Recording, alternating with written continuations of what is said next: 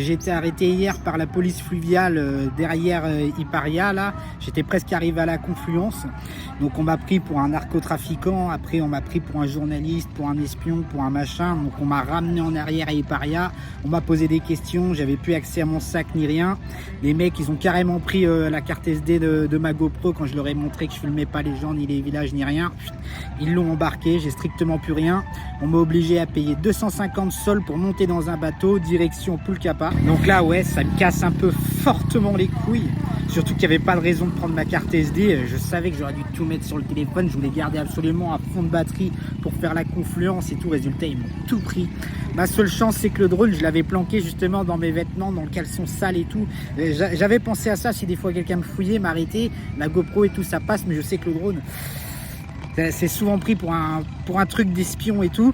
Donc je l'avais bien bloqué au fond du tonneau, caleçon sale, dans les fringues et compagnie. Donc ça, ils l'ont pas vu, ils ont tout fouillé, ils ont tout retourné. J'avais quand même parcouru un peu plus de 400 km, putain, ça me casse les couilles. J'étais à 1 journée et demie de la confluence.